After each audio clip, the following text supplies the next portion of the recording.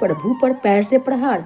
भृगु ऋषि ने भगवान विष्णु की छाती पर लात से क्यों किया प्रहार? एक बार ऋषि मुनियों में बहस हुई कि त्रिदेवों में से श्रेष्ठ कौन है। इसके निष्कर्ष के लिए महर्षि भृगु को त्रिदेवों की परीक्षा लेने भेजा गया। भृगु को ज्ञात हुआ कि श्री हरि विष्णु ही सर्वश्रेष्ठ है। अनादि काल से भक्त और भगवान का संबंध बहुत ही मधुर रहा है। कितने ही ऐसे भक्त इस धरातल पर हुए हैं, जिसे भक्त राज प्रहलाद, भक्त शिरोमणि मीरा, दैत्यराज बलि आदि, परंतु क्या आपने कभी ऐसे भक्त के बारे में सुना है जिसने भगवान के ऊपर ही लात का प्रहार कर दिया हो? अगर नहीं तो आइए जानते हैं महर्षि भृगु और श्री हरि विष्णु के इस प्रसंग को। एक बार सरस्वती नदी के घाट पर ऋषि मुनि इकट्ठा होकर इस बात पर चर्चा कर रहे थे कि ब्रह्मा विष्णु महेश में सबसे श्रेष्ठ कौन है। परंतु इस चर्चा का कोई निष्कर्ष न निकलता देख उन्होंने तीनों देवों की परीक्षा लेने की सोची। महर्षि भृगु, जो कि ब्रह्मा जी के मानस पुत्र हैं, इस कार्य के लिए उनको चुना गया। जब महर्षि भृगु पहुंचे ब्रह्मलोक, महर्षि भृगु सर्वप्रथम ब्रह्मलोक पहुंचे।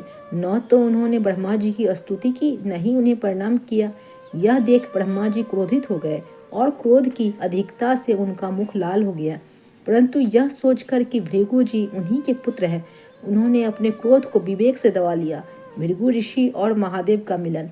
वहां से महर्षि भृगु ने कैलाश की ओर प्रस्थान किया। देवाधिदेव महादेव महर्षि भृगु को आता देख प्रसन्न होकर अपने आसन से खड़े हुए और उनको गले लगाने के लिए भुजा फैला दी। किंतु महर्षि भृगु तो उनकी परीक्षा लेने आए थे। भृगु ने उनका आलिंगन अस्वीकार कर दिया और कहा, हे शिव, आप हमेशा ही धर्म की मर्यादा का उल्लंघन करते हैं। दुष्ट पापियों को आप तो सुलभता से वरदान दे देते हैं, परंतु उसके बाद तो पूरी सृष्टि को परेशान कर देते हैं। इसलिए मैं आपका आलिंगन कदापि नहीं स्वीकार करूंगा। उनकी बात सुनकर भगवान शिव क्रोध से तिलमिला उठे। उन्होंने त्रिशूल उठाकर भृगु को मारना चाहा, किंतु सती बीच में आ गई, जिससे उनका क्रोध शांत हुआ। भृगु ने किया श्री हरि पर प्रहार। इसके बाद भृगु ऋषि बैकुंठ लोक चले गए। उस समय भगवान विष्णु देवी लक्ष्मी की गोद में सिर रखकर लेटे हुए थे। भृगु ने पहुंचते ही उनकी छाती पर एक तेज लात मारी। श्री हरि विष्णु शीघ्र ही अपने आसन से उठे और उन्हें प्रणाम करके उनके चरण दबाते हुए बोले, महाराज, आपके पैर पर चोट तो नहीं लगी? कृपया इस सिंहासन पर बैठिए। ऋषि श्रेष्ठ, मुझे आपके यहाँ पधारने का पता नहीं था, इसी कारणवश मैं आपका स्वागत नहीं कर पाया। आपके चरणों का स्पर्श तीर्थों को पवित्र करने वाला है और आपके चरणों के स्पर्श से आज मैं धन्य हो गया। भगवान विष्णु का यह प्रेम व्यवहार देखकर महर्षि भृगु की आंखों से आंसू बहने लगे। श्री हरि विष्णु ही सर्वश्रेष्ठ है।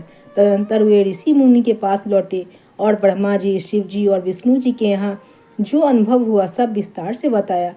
तभी से वे भगवान विष्णु को सर्वश्रेष्ठ मानकर उनकी पूजा आराधना करने लगे।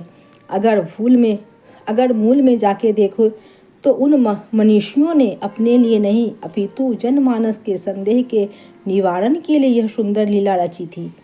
जय श्री हरि।